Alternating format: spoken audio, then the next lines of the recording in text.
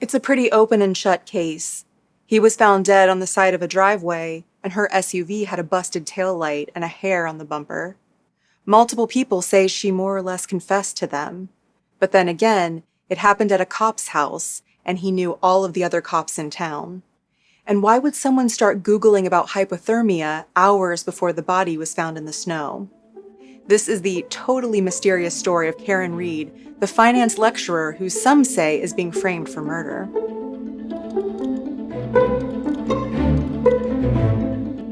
Hi friends, I'm Katie, and this is Katie Does Crime. Thank you for joining me for the first time if you're new here, and hello to the usual rapscallions and reprobates. Please consider subscribing or joining me on Patreon if you'd like to hear more true crime stories. I always know it's a big case when I have friends sending me links to stories about it, like, did you see this one? Then I know it's really in the zeitgeist. I had definitely heard about the existence of the Karen Reed trial when people started mentioning it to me, but I wasn't sure what happened or why there was so much controversy. So here's an overview of the evidence and the latest news in the case. On the night of January 28, 2022, there was a blizzard with 80-mile-per-hour wind gusts happening in Canton, Massachusetts. It's a town of about 24,000 people, about 40 minutes southwest of Boston. Dunkin' Donuts has its headquarters there. But it wasn't coffee that a group of friends was drinking that night.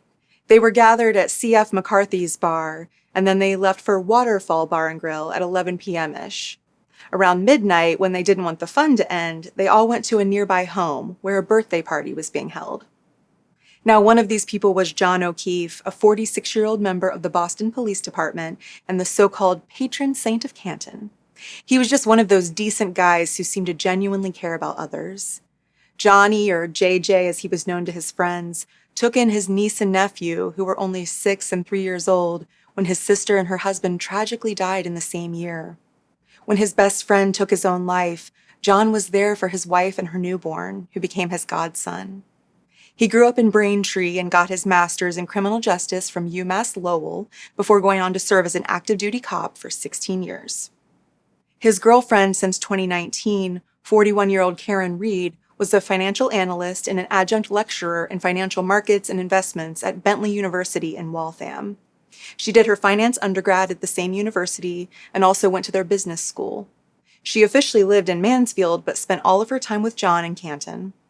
On security footage at the bar where everyone was drinking, Karen was handed 8 drinks in fewer than 3 hours. Karen and John pulled up to the house where everyone was going to hang out after the bar at about 12:15 a.m., but only John was going to stay. Karen in her black Lexus SUV was just dropping him off because she was having stomach issues. One of the friends inside the house, Jennifer McCabe, texted John 4 times between 12:31 and 12:45 a.m., but he didn't read any of them. Then Karen's SUV did a 3-point turn and left without anyone ever coming inside the house. Although Karen says she definitely dropped John off. Around 4:30 a.m., John's niece contacted this same friend, Jennifer McCabe, saying they didn't know where John was and that Karen was distraught. Karen also called a friend and allegedly said, "John's dead. I wonder if he's dead. It's snowing. He got hit by a plow." The 3 of them joined up to go searching for John in the blizzard. Karen allegedly mentioned her cracked tail light, thinking she might have hit John. They all went back to John's house, where she showed them the broken taillight. Then they drove back to the house where everyone had been hanging out only hours before. And there, at 6 a.m., Karen noticed John's body in the snow by their flagpole. One of the friends noted that Karen immediately saw him, when the visibility was crappy due to the snow, and no one else had noticed him. He was lying face up, blood around his nose and mouth. Both of his eyes were bruised and swollen shut. His clothes were covered in vomit and blood. He had 6 bloody cuts on his arm, a 2-inch cut on the back of his head, and several fractures on his skull. The hypothermia hadn't helped things. His body was down to 80 degrees. John could never be revived and was pronounced dead an hour later at the hospital. His family said in a statement, John was not only a dedicated police officer, he was an exemplary guardian, son, brother, uncle, and friend, and we were so fortunate to have him as part of our lives. People talk about someone who would give you the shirt off their back, but that was truly who John was, and it is heartbreaking for us to suddenly be talking about him in the past tense. At the scene of the incident, Canton PD found a broken glass and some blood. 10 hours later, they found 3 pieces of plastic that matched the missing taillight of Karen's SUV, which was also scratched on its back bumper. 3 days later, she was charged with manslaughter, motor vehicle homicide, and leaving the scene of a deadly crash. She was accused of hitting John with her SUV and leaving him to suffer. A firefighter who responded to the scene of the crime on the morning of January 29th overheard her saying, "I hit him, I hit him, I hit him, I hit him." But Karen pleaded not guilty and paid $50,000 bail for her release. Months later, in June 2022, a grand jury indicted Karen on an upgraded charge of second-degree murder. The assistant DA said that John and Karen had been arguing for quite some time and that he'd been trying to break up with her and get her to leave his house. So she simply backed into him when she had the chance.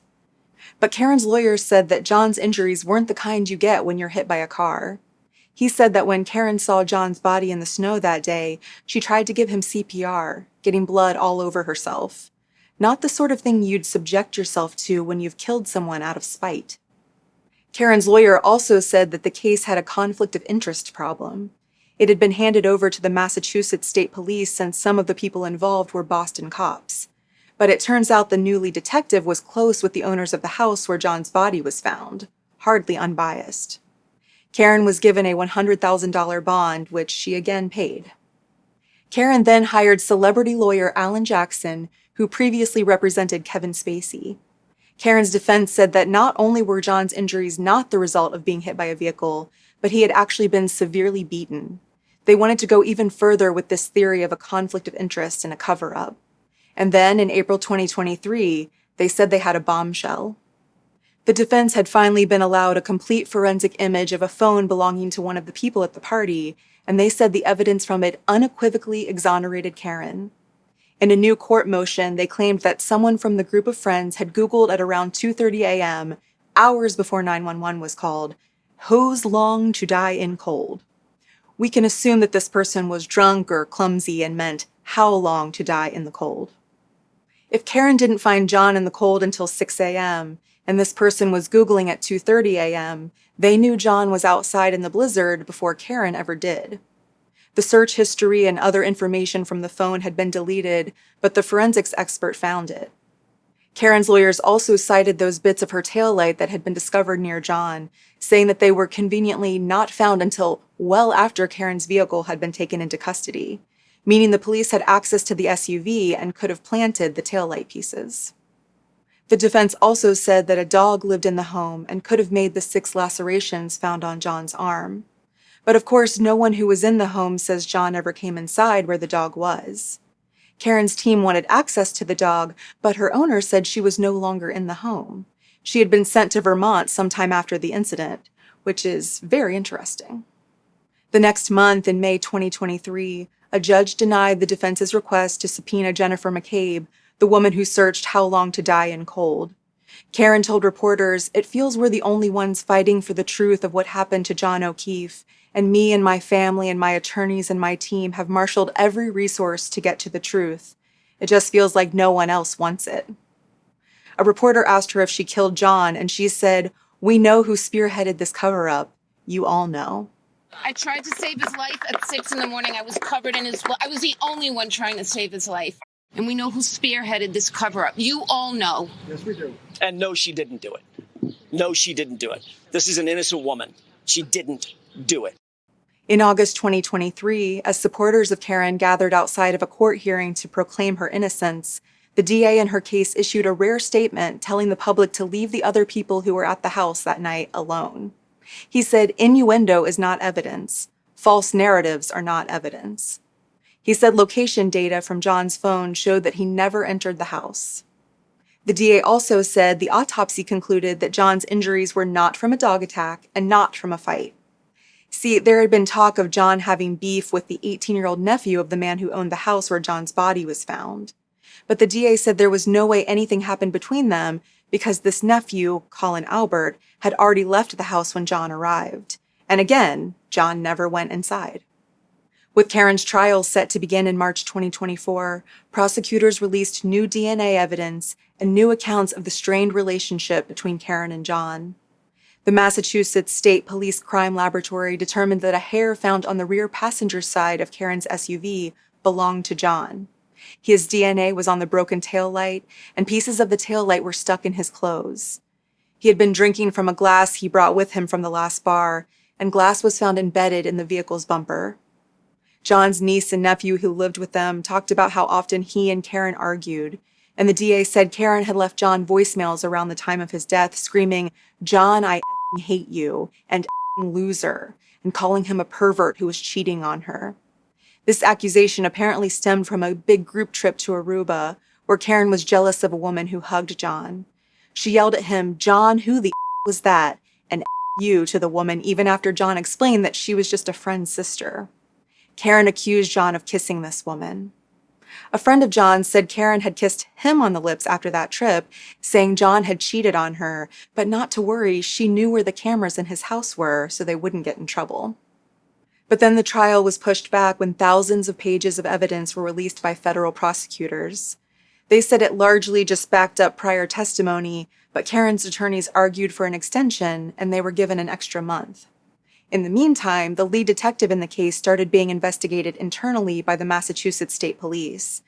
I mentioned earlier that there was believed to be a conflict of interest with him, but now it came to light exactly how bad that conflict was. Apparently, he had a personal relationship with the people who owned the house where John's body was found, to the point that they texted him to say that they would send him a thank you gift when this was all over. He had also asked them to babysit his kid just days before John died, so they were that kind of close. They had known each other since at least 2012. 2 months later, in April 2024, it was revealed that both he and another detective had testified to the grand jury in Karen's case, and the other detective had known the family who owned the house even longer, since at least 2002. So obviously anything they said that might have swayed the grand jury to indict Karen was a massive conflict of interest. And the second detective actually returned to the house at Jennifer McCabe's request hours after the body was found. She was the sister-in-law of the owner, the one who drove around and helped Karen look for John, and the one who Googled how long to die in cold. And she told this detective that Karen said, "I hope I didn't hit him," while they searched. Which is either the truth and a helpful thing for the police to know, or a really convenient thing to make up if you're trying to protect yourself and the people in the house who beat up John and left him in the cold. Whatever the case, neither of these guys should have been allowed to investigate this if they wanted it to seem neutral at all. As jury selection began, prosecutors filed a motion asking that Karen's lawyers not be allowed to use a third-party culprit defense at trial. Basically, they wanted to stop Karen's team from arguing that someone else did it, which is ridiculous. I get that their whole job is to win the case against her, but doesn't it seem like a huge miscarriage of justice to keep jurors from even hearing alternative theories? Of course, Karen's lawyers wanted to keep the jury from hearing about the big fight she and John had in Aruba, so it was coming from both sides for sure. With all of the media buzz about Karen and the protesters lining the streets outside the courtroom, they had to be careful not to choose anyone for the jury who had any kind of agenda one way or another. The judge approved background checks for any selected jury members. The trial began in April 2024, and I think maybe the best way to discuss it is to list the inculpatory and exculpatory evidence, what makes Karen look guilty and what makes her look not guilty. So here we go. The Office of the Chief Medical Examiner found no signs of John being involved in any sort of physical altercation, meaning he probably didn't get into a fight inside the house that night. An officer who later claimed that Karen said to him, "This is my fault, I can't believe this happened," admitted that he didn't record her statement in his official report on the day John died. He said it was an oversight. The fire department lieutenant who says Karen told her, "I hit him," over and over, also didn't record those words in her report.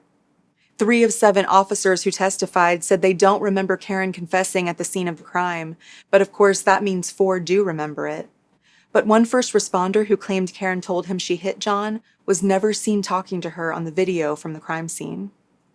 A first responder said he didn't see the 45 pieces of shattered taillight around John's body that were later recovered at the scene of the crime.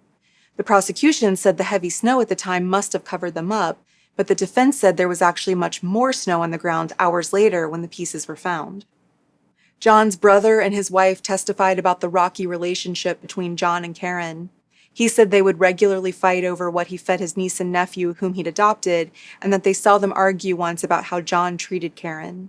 His wife said Karen told him about that huge fight in Aruba, which Karen said happened because she caught John kissing another woman. The house where John was found dead outside was never searched inside for possible signs of a fight. A police lieutenant said they didn't have probable cause to enter the home. Evidence collected from the crime scene was transported in red plastic cups in a grocery store bag. A Canton PD lieutenant said it was because it was a unique scene because of the weather, and that they needed to use the cups to dig up the snow. He said they didn't have another way to collect it, so they got the cups from a neighbor. I don't know why the usual evidence vessels weren't available or didn't work. Were they all paper bags? They also used a leaf blower to clear some of the snow, and maybe it was a special police-issued leaf blower that's been, I don't know, sanitized and secured.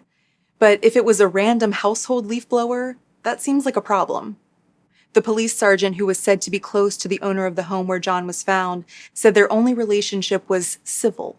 From what I can gather, the homeowner's brother got into a fight with two men in 2002, and this sergeant got involved to help him out. When those men filed a complaint against the sergeant, they got charged with assaulting a police officer. This police sergeant was also accused of not using interrogation protocol when he talked to multiple witnesses at the scene of the crime within earshot of each other. Usually you would want to, separate them so they couldn't hear each other's stories. Witnesses who were at the two bars on the night John was killed said there didn't seem to be any tension between Karen and John, and in fact, they were sweet to each other. One friend said Karen was praising John for the way he cared for his niece and nephew. When Karen arrived at the bar, she gave John a hug and a kiss.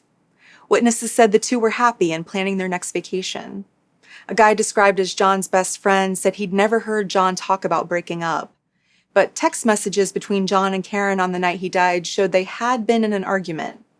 John texted at one point, "Things haven't been great between us for a while."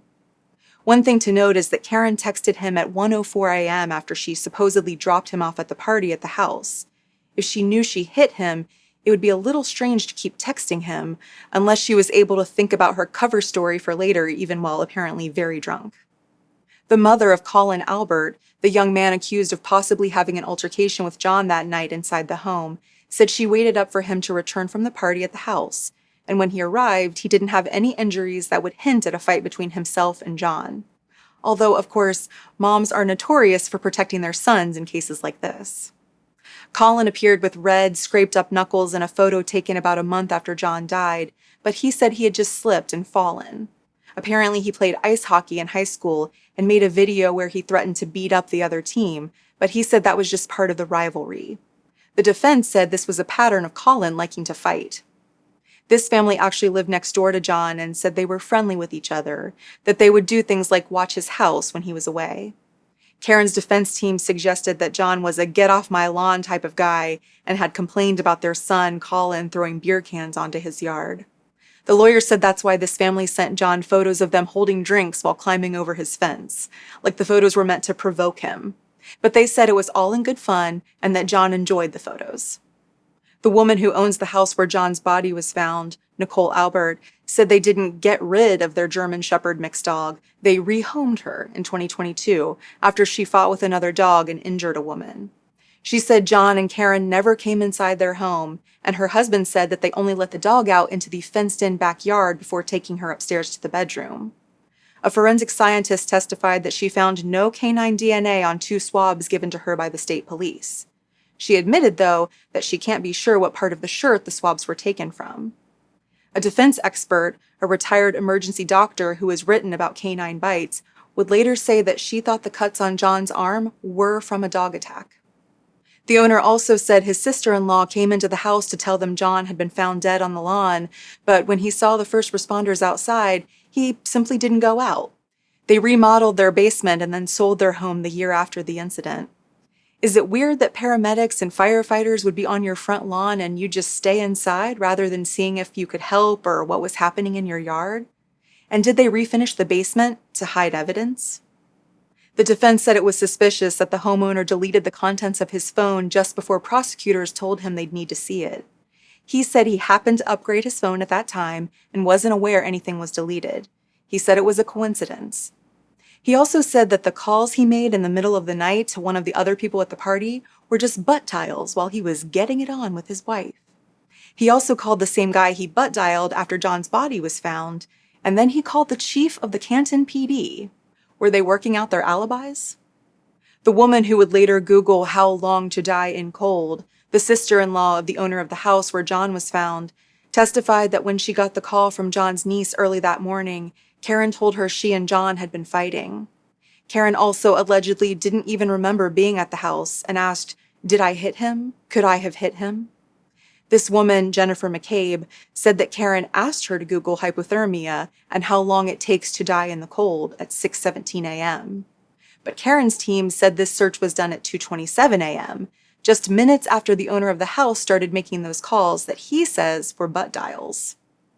A forensic digital analyst explained that Jennifer searched a youth sports website at 2:27, the tab was left open, and then she used the same tab later at 6 a.m. to Google how long to die in cold when Karen asked her to. Using the same tab made it appear that the search was earlier. A forensic software expert also testified that Jennifer didn't purposely delete her searches later, her phone did. Apparently, she didn't let the results load after she made her searches, probably in the chaos of finding John, so the searches weren't saved in the phone's history in a place where she could delete them. He guesses the phone probably automatically cleaned them out later, a thing iOS and Android systems both do. Of course, a digital forensic expert for the defense argued that the search was conducted at 2:27 a.m. They have a phone extraction report that shows the original "hose long to die in cold" search at 2:27 a.m., and then another search at 6:23 a.m. that reads, "how long to die in kicked." She said her hands were shaking as she was trying to type, okay? Karen's attorney said Jennifer must have made the original search in the middle of the night after they had beaten up John and thrown him into the snow, and then she made the second search later to cover her tracks. But the forensic software expert said the timestamp doesn't show when the search was made, but when certain steps were taken, like opening a new tab or switching tabs. The defense also accused Jennifer of deleting those Google searches and some phone calls to John from her phone that they found on his. She said she willingly handed over her phone to the authorities, so she wasn't trying to hide anything. But she admitted that, okay, she did delete some texts with her daughters, but only because the police said she could. The other woman who helped Karen search for John the morning he was found said Karen called her at 5 a.m., said, "John is dead," and hung up, which would have been an hour before they found his body. When the woman called Karen back, this is when Karen said she was afraid John might have been hit by a snowplow. Only one person at the house ever testified to having seen something suspicious when leaving the party. This one woman says she left at 1:45 a.m. and saw a black blob around the flagpole. The people in the car said that they don't remember her saying that if she brought it up. So there's a world where the body wasn't there at 2 a.m. after everyone else left the house, but of course it was also the dead of night and snowing heavily, so there's a chance others just didn't see it. An ATF agent and friend of the owner of the house admitted that Karen had started texting him weeks before John died. She said he was hot, he said the feeling was mutual. This is the guy she kissed behind John's back and the guy she told that her relationship with John was deteriorating. This is also the guy the owner of the house called in those alleged butt dials. The defense said he had a motive to beat up John if he was interested in Karen, and he also had nearly unlimited access to where they moved Karen's car, insinuating that he could have helped plant the pieces of the taillight later if they were indeed planted. He said he would have helped John if he'd seen him outside of the house, and he was embarrassed to have betrayed their friendship like that with Karen. This guy also happened to get a new phone after John's death after he threw away his old one. He said that he had every right to do that. He also admitted that he asked a fellow ATF agent about phone data extraction. A trace evidence analyst testified that red and clear plastic was found in John's clothes that matched Karen's taillight. So if you believe that the taillight pieces were planted in the snow, you would also need to believe that they were planted on John, who was of course taken from the crime scene many hours before the taillight pieces were found in the snow. But the defense certainly questioned the way evidence was collected in the chain of custody of those items. John's clothes, for instance, were collected from the floor of the hospital. And who knows who had access to them at the police station. A security camera at John's house showed Karen backing up in the driveway around 5 a.m. and cutting it real close to John's SUV, possibly lightly bumping into it. but no taillight pieces were ever found at his house, so the damage wasn't done there. Some people say that they can see the taillight is still intact in the video, which would mean that Karen didn't hit John, and that the taillight was broken and the pieces planted by the police later. But between the snow and the bad quality, I can't tell if I'm looking at a red taillight or a white light peeking through a broken taillight. I definitely do see a flash of white light at one point, and I can see a broken area if I know I'm looking for one, but I wouldn't bet my life on anything. As I mentioned before, there was a conflict of interest with the lead investigator on the case, State Trooper Michael Proctor, but there were also problems with his conduct. In one text to other members of law enforcement, he said, "I'm going through his R-word client's phone, no nudes so far." Later, he texted a friend, "She's a whack job, C-word. Yeah, she's a babe with a Fall River accent though, no ass."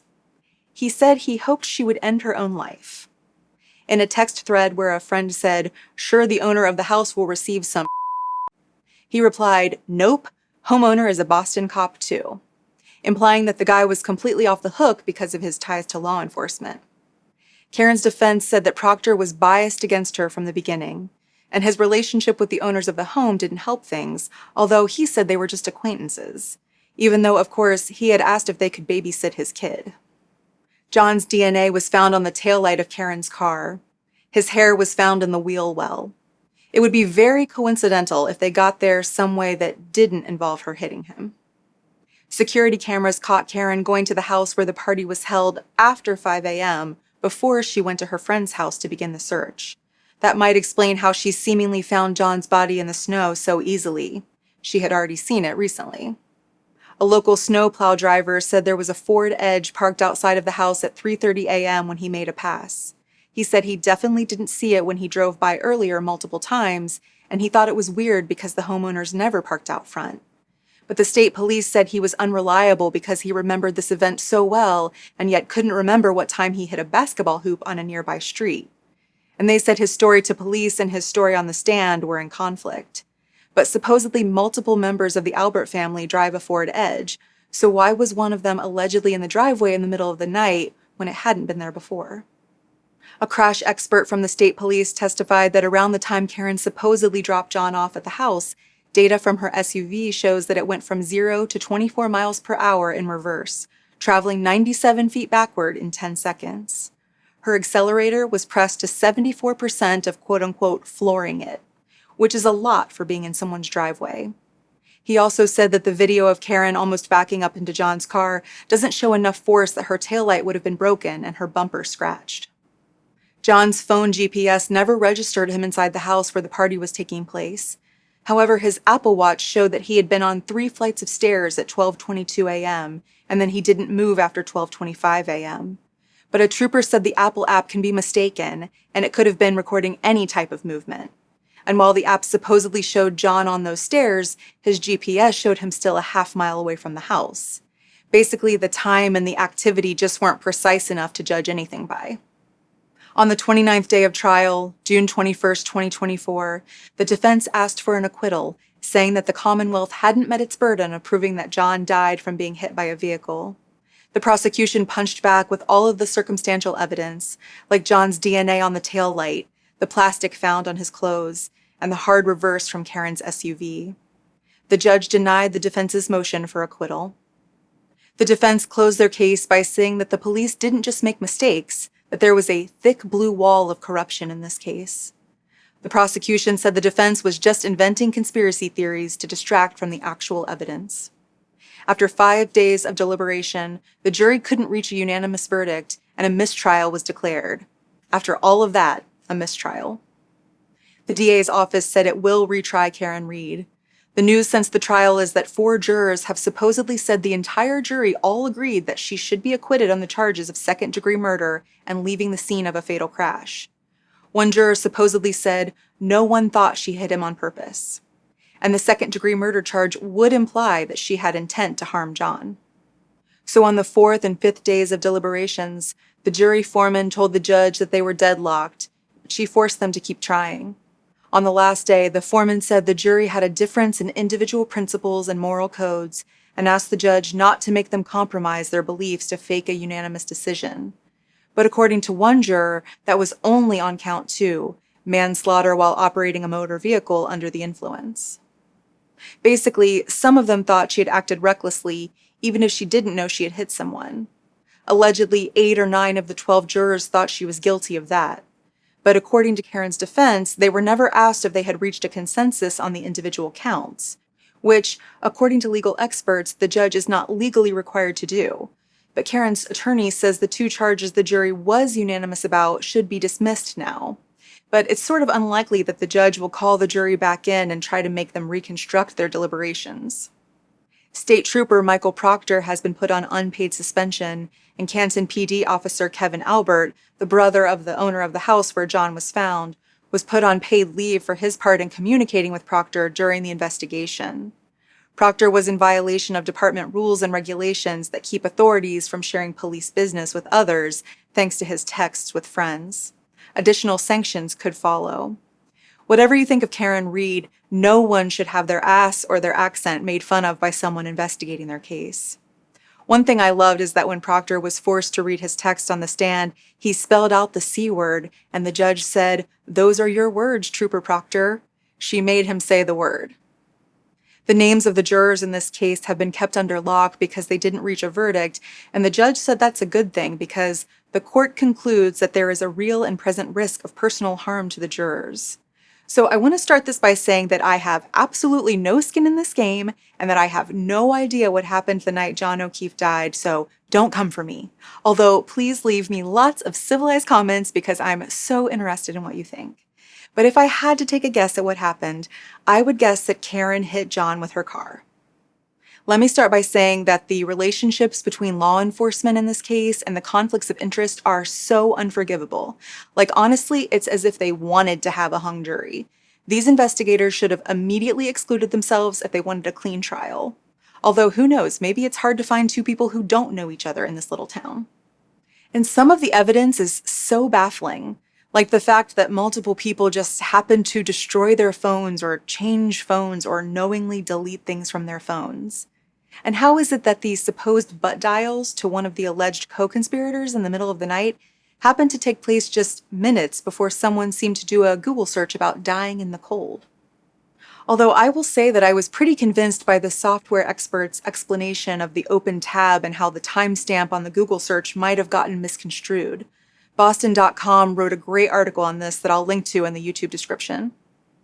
The activity on John's Apple Watch also confused me at first. The indication that he was climbing up or downstairs before his app stopped registering any movement.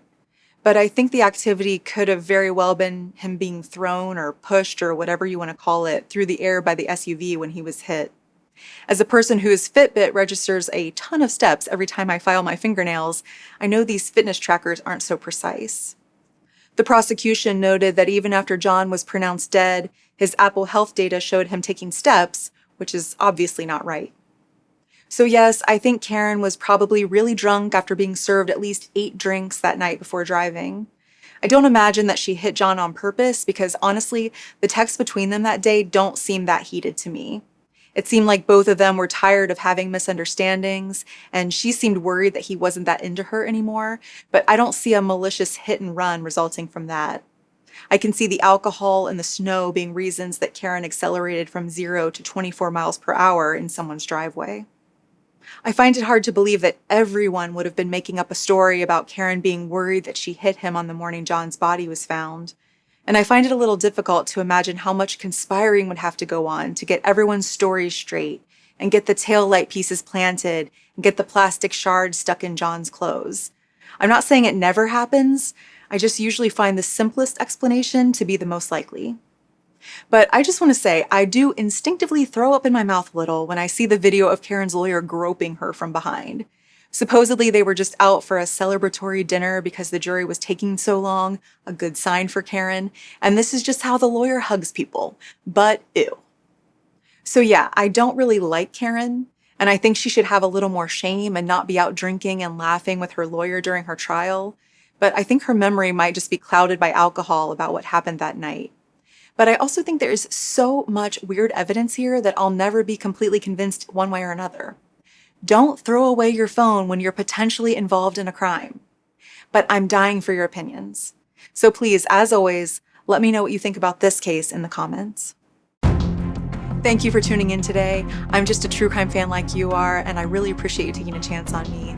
Please like and subscribe to my channel if you like spending this time together. I would be so appreciative. Until next time, I'm Katie, and this has been Katie Does Crime.